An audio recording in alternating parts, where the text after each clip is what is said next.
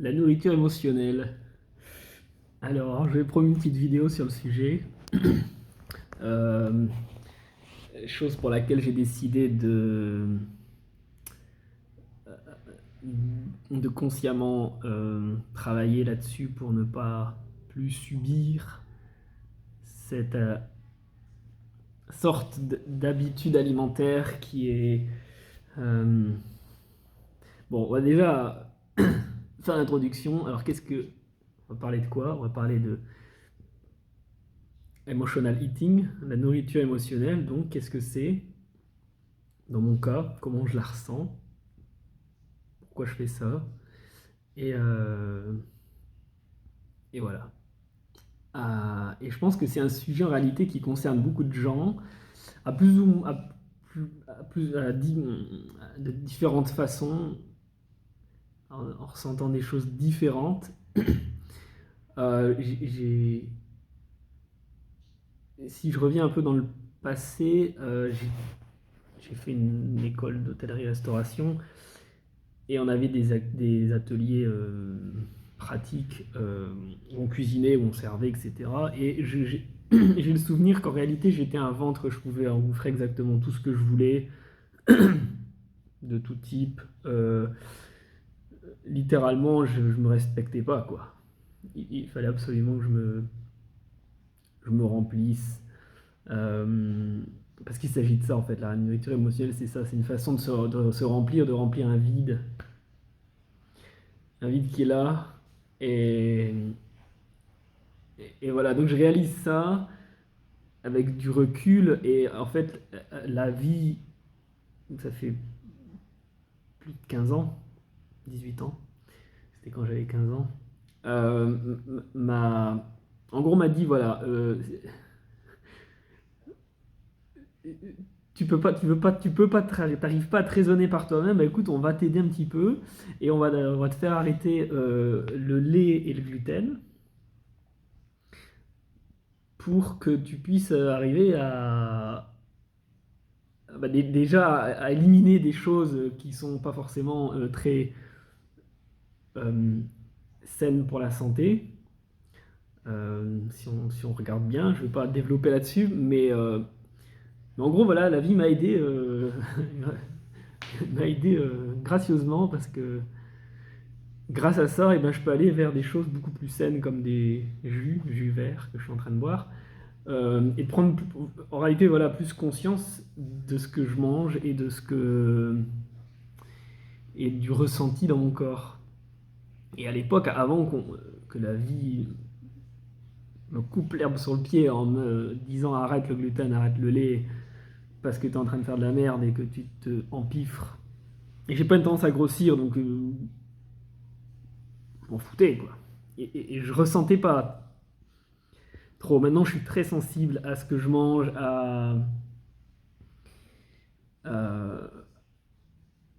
mon corps réagit tout de suite à ce que je mets dans mon corps. Ça se ressent tout de suite dans mon énergie, quoi. Notamment, je pense à des produits comme tout ce qui est... euh, si on parle d'indice glycémique, tout ce qui est indice glycémique haut, c'est ce qu'on dit, high carb en anglais. Donc c'est tout ce qui contient beaucoup de sucre en réalité. Donc les pommes de terre, le riz, le maïs, toutes ces choses-là qui font que quand j'en mange trop, tout de suite j'ai une sensation de... Et les gens le ressentent aussi, mais moi j'ai l'impression que j'ai en tout cas une morphologie qui fait que c'est pas forcément la nourriture qui est la plus adaptée à moi. Et donc j'en suis conscient, à la fois j'aime bien, ça me donne... il y a un côté addictif à ces aliments, et c'est ça le piège. Du riz, de la paella, je pourrais en manger des sushis, n'en parlons pas. C'est aussi la sauce soja qui donne... La sauce... c'est dur à dire ça, comme piano panier. La chose addictive, n'est-ce pas, si on retire la sauce soja, on en mangerait moins. Mais Mais le riz, en tout cas, en ce qui me concerne, ça donne un truc un peu addictif. Et voilà, donc ça c'est un peu mon background, de là où je viens, en termes de nourriture. Beaucoup de gens, quand ça leur arrive, ils ont des... J'ai jamais testé si j'avais cœliaque ou si j'avais... Mais le, le test, c'est moi qui l'ai fait, quoi. J'ai arrêté, je suis allé mieux et... What else, quoi. Ça sert à rien de payer des tests à 200 € pour savoir. Des fois, si après on peut, hein, je dis pas que c'est pas... On peut cibler tous les produits, il y a des tests comme ça qui existent.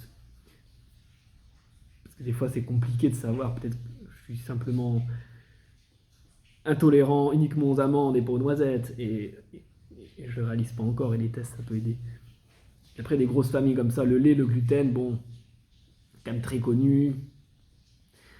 Maux de ventre, bah, j'en parle un peu, allez, on va en parler un peu parce qu'il y a pas beaucoup de gens, il y a beaucoup de gens, ça commence à se démocratiser, mais je pense qu'il y a aussi beaucoup de gens qui sont peut-être pas forcément au courant que beaucoup de problèmes de santé qu'ils peuvent avoir, qui sont liés à la consommation de ces produits. Le gluten, beaucoup lié à tout ce qui est respiratoire, l'asthme. Vous avez de l'asthme, arrêtez tout ça. Vous allez voir, plus d'asthme.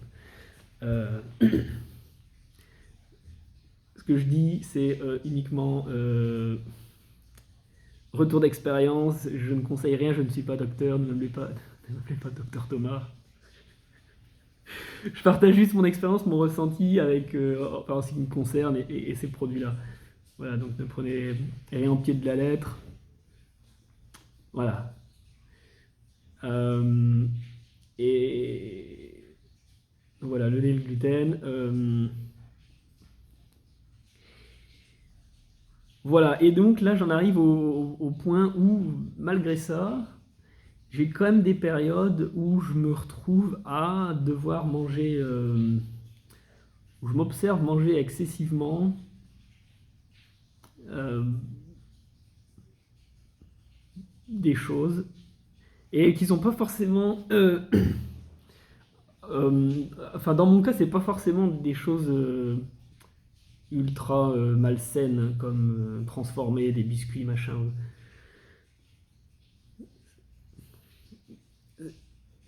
mais en réalité voilà, la nourriture émotionnelle c'est le fait de devoir remplir un vide, un, un vide, et dans mon cas voilà c'est peut-être parce que là je parle voilà, je reviens aux cours de yoga là, qui sont très récents.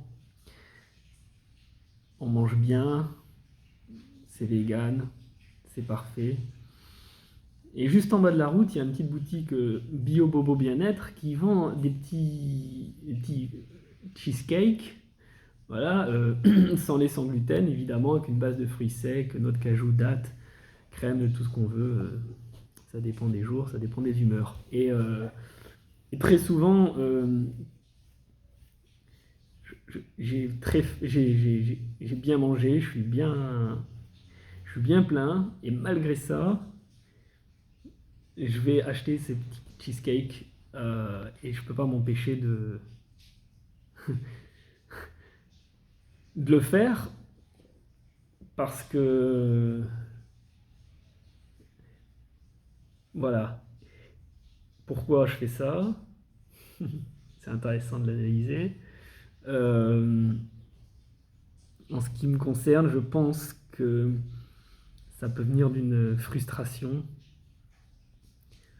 Peut-être que le cours de yoga ou la lecture ou le teaching que j'ai eu était challengeant, que ça a trahi des choses en moi. Rien qu'aussi, peut-être, j'ai du mal avec, en général, toute forme d'autorité, qu'on m'impose des choses, et peut-être que rien que le fait de devoir... J'ai toujours le choix, mais rien que le fait de devoir rester assis à écouter ce qui se dit, crée en moi une forme de résistance.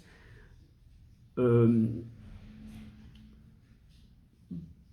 Rien que par ça, et aussi par le fait que j'entende quelque chose est un peu dur à comprendre ou que je, ou qui me parle et qui me fait un peu violence.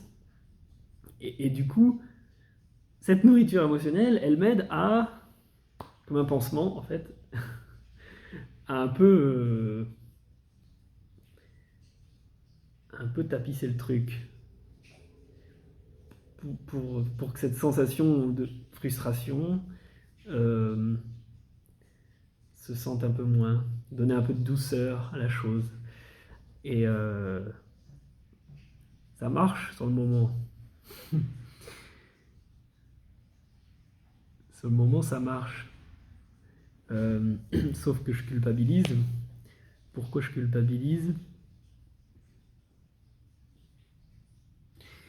Bah parce que je considère que c'est trop, je considère que je suis déjà bien full et je sais exactement les effets de... euh, aussi dans cet endroit chaud et très humide, j'ai l'impression que mon ventre, euh, on parle technique, pour se cacher, très rapidement, même si je bois une noix de coco, il est très facilement rempli, quoi, en gros. Rien qu'avec une noix de coco, des fois, j'ai quasiment l'impression que je peux plus rien manger, en fait. Et j'ai l'impression que c'est un peu lié au climat, un peu qui est comme ça, très chaud, humide, tropical. Euh, voilà. Et du coup, je ressens beaucoup de... Enfin, en fait, en gros, voilà, je culpabilise, quoi. Parce que je me dis, attends, pourquoi tu fais ça? Je- je- En faisant ça, c'est une façon aussi de ne pas observer ce qui se passe en moi et de couper les sensations, voilà, c'est ça. Euh, Parce qu'il y a un vide, il y a un vide, même si je suis bien plein et que j'ai bien mangé, il y a encore un petit vide. Il est peut-être... Et donc du coup, bon bah, il faut le, il faut le compresser encore au maximum pour qu'il n'y ait plus rien qui puisse sortir. Et c'est une forme de sabotage en fait. C'est littéralement ça, c'est du sabotage quoi. C'est de la, c'est un peu c'est une forme de torture en réalité, je pense. Hein. Vous allez dire non, il mange un gâteau, qu'est-ce qu'il se fait, il se torture, rien du tout. Bon, en fait, un peu, je pense. Et aussi parce que je sais que je réagis, par exemple, ça a beau être un cheesecake vegan avec une base de dattes, etc. Je sais que si je mange trop de dattes, après, je suis aussi très lourd, c'est un peu sucré, donc c'est pas un truc comme un jus, comme ça, qui est très léger et qui se boit, et qui me donne une sensation ensuite de légèreté. C'est ça. Du coup, du coup, ça je le sais, mais bon, j'y vais quand même. Et, euh, et voilà. Pareil, ça peut être aussi dans un cercle, dans le cadre social, quand je me retrouve avec des personnes, enfin, en fait, des situations qui ne me nourrissent pas en réalité, où je dois un peu subir le contexte pour X ou Y raison, parce qu'il y a des tensions, parce que j'aime pas ce que la personne dit, parce que son énergie me dérange, mais je suis là, je crée une sorte de résistance en moi au lieu de justement ne pas y être attaché et laisser couler. Je, je, je résiste et donc pour compenser, c'est une forme de compensation, la nourriture émotionnelle, et je mange. Euh, Il y a des fois, je me suis retrouvé, j'étais en France à manger des carottes, j'avais pas faim, c'est des carottes, c'est bon les carottes, c'est sain, c'est pas des biscuits industriels. Mais je pense que la nourriture émotionnelle, c'est pas forcément manger des biscuits industriels remplis d'additifs. C'est pas forcément ça en réalité, c'est simplement. C'est beaucoup mieux si c'est très sain, hein, vous allez me dire. Et souvent, je pense que la plupart du temps, on est quand même attiré par des produits qui sont pas sains, je pense. Aussi, ça peut être le fromage. Le fromage, ouais, j'ai aussi une tendance à ne pas savoir m'arrêter. J'ai aussi cette notion-là de ne pas savoir m'arrêter, quoi. Et voilà, c'est une expérience que je vous partage et que j'ai décidé consciemment de travailler dessus. Et j'ai vu qu'il y a beaucoup de choses qui... J'ai écouté déjà une vidéo qui parle de ça, de la source, de l'origine, et de quoi ça pouvait venir. Et ça peut être beaucoup de choses, ça peut venir de l'enfance, de cadre dans lequel on prenait nos repas, s'il y a de la tension, l'énergie qu'il y avait. Euh, c'est peut-être aussi lié à quelque chose qui est en lien avec la peur du manque. Mais ça qui est en gros qui est dans nos cellules, des générations de... Mes parents l'ont encore. Mes grands-parents, ben, évidemment, ils gardaient tout et il y avait cette notion à l'époque de, euh, avec la guerre, ben, on mange autant qu'on a de la nourriture et parce qu'on ne sait pas la prochaine fois qu'on tombera sur de la nourriture. Et donc peut-être qu'il y a des fois un peu ce côté-là ces espèces de mémoires cellulaires qui sont là, incrustées et qui des fois refont surface, comme le côté buffet, quoi. Un buffet chinois, ben, combien d'entre vous vont à un buffet chinois, vont chercher une seule assiette et puis s'en vont. Je crois qu'il n'y en a pas beaucoup. Donc on mange 5 fois ce qu'on aurait mangé si on était chez soi. Et après, il y a des gens qui ressentent pas une sensation dans le corps quand ils mangent trop. Moi, c'est mon cas. Moi, je prends ça comme un cadeau parce que du coup, bah, c'est des voyants rouges qui s'allument quand je fais une connerie. À côté de ça, je me dis, bon, des fois j'aimerais bien faire des écarts, manger une pizza, un truc, machin, et rien ressentir et que mon corps réagisse pas. Mais mon corps me laisse pas faire ça parce qu'il sait que je vais pas être raisonnable. Donc il m'a coupé quelques robinets pour un peu me faciliter le boulot. Et voilà, donc la nourriture émotionnelle, bah c'est un peu ça. En gros, c'est un peu, dans mon cas, de ce que je la comprends. J'arrivais pas honnêtement avant à mettre des mots sur ça. Euh, J'avais du mal à mettre des mots. Je comparais aussi ça à une forme de... Comme ça, faire le yo-yo, une forme de boulimie, un peu de... J'étais capable de manger n'importe quoi. Enfin, j'étais pas au point de Guy Carlier. J'étais dans une vidéo, des quantités... Et aussi, un truc qui est très important, c'est que c'est souvent des choses que je fais quand je suis seul et quand j'ai pas à avoir des interactions avec d'autres personnes. Parce que je sais que mon état d'interaction alors sera moins bon, plus endormi et je vais subir la situation, je le sais. Du coup, je fais attention à ça quand je suis en société ou quand je dois voir des gens, etc. Je fais encore plus attention et ça, et donc ces comportements que j'ai comme ça, où je subis la nourriture émotionnelle, c'est souvent quand je suis seul. Et il y a un peu un état dépressif en fait derrière ça aussi, hein. Je réalise. C'est pas forcément les moments où je suis plus en joie et le plus en vitalité, quoi, hein. Et du coup, je pense en mangeant peu importe quoi, j'ai l'impression que ça va m'apporter ça. Alors qu'en fait, non, ça m'alourdit encore plus et je me mets devant un truc YouTube, une connerie, puis je scrolle mon téléphone et pour ne rien citer d'autre, mais voilà, et après, ouais, après on rentre évidemment dans un espèce de cercle vicieux qui est des fois dur à en sortir. Euh, Si avec ça on ajoute des produits comme du sucre qui ont quelque chose de beaucoup plus addictif que manger une carotte, je vendais du nougat. Et en l'occurrence, pendant les confinements, là, je me suis. J'ai des petites barres comme ça à plein le garage. Là, je sais pas, j'avais 200 barres. Et bah, tous les jours, j'allais chercher une petite barre. Parce que mon corps, il disait, bah alors, tu m'as pas donné mon nougat aujourd'hui? Alors, vas-y. Et je tombais dans un. J'arrivais pas à en sortir, à moins qu'il y ait un truc qui coupe le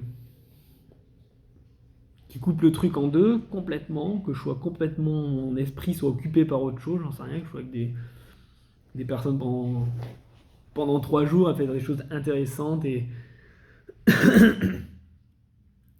Mais ouais, j'étais un peu pris là-dedans. Alors au début, je me faisais des jus à l'extracteur pour la conscience. Puis à un moment, j'ai un peu basculé dans cette tendance qui, je l'admets, n'est pas très saine. Voilà, mon partage. J'espère que ça parlera à certains. Voilà, j'ai pas parlé des solutions. Peut-être qu'il y a des solutions. En tout cas, j'ai émis l'intention à l'univers. J'ai fait comme une prière.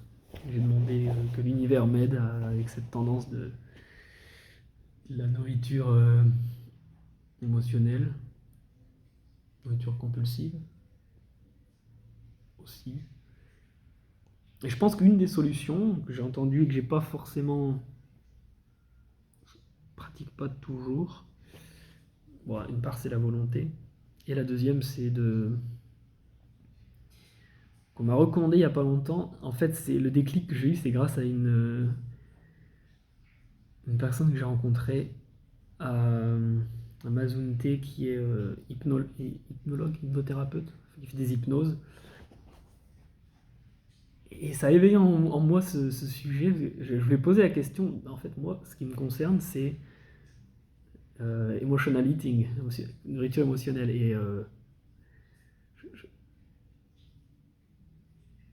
de consciemment, en fait, par l'hypnose, de guérir ça, quoi. Parce que c'est une forme de maladie. Voilà. Et aussi, ce qu'elle m'a conseillé, cette personne, c'est à chaque fois que je ressens cette nourriture émotionnelle, de simplement m'asseoir et de méditer et de rester avec ça, de rester avec cette sensation d'envie et de frustration, écouter toutes les émotions qui viennent. Voilà. Et là, depuis 2 jours, bon, je suis en voyage ou je suis en déplacement, donc c'est-à-dire qu'il y a du mouvement, et parfois, grâce à ça, je suis pas dans une. J'ai réalisé quoi, quand j'étais trop stable, non, pas stable, mais en manque de mouvement, si je reste par exemple en permanence dans une maison ou sans trop d'activité, je vais avoir cette tendance-là encore plus. Alors que si je suis en mouvement, je bouge, là je me déplace, je suis en voyage, je prends l'avion, beaucoup moins, et j'arrive à faire à boire que des jus. Et je le subis pas là, vraiment. Aussi, je veux aucune. Si, il y a plein de tentations ici à Playa del Carmen, c'est la ville de la consommation, du commerce et de la non-conscience de ce qu'on met dans son corps. C'est tout l'inverse de. Et d'ailleurs, j'ai eu la réflexion hier, je me suis dit, putain, qu'est-ce que.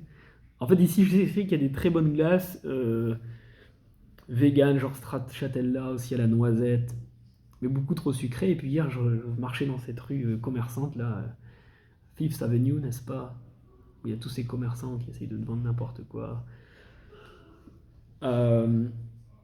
Et j'ai failli craquer. Et puis ensuite, j'ai choisi l'option du jus. et que je tiens bien et je suis très content et mon corps va bien. J'ai pris un jus full beetroot ce matin, la betterave et d'ailleurs je suis rouge, ça chauffe, ça détoxine à mort ça. La betterave c'est... Enfin voilà, le sujet c'est pas les jus en réalité, hein, c'est plutôt la nourriture émotionnelle. Voilà donc j'espère que la vidéo n'était pas trop longue et que si vous êtes concerné, voilà, mettez-moi un petit message, et etc. Voilà. Qu'on se tienne par la main. Ciao, à bientôt.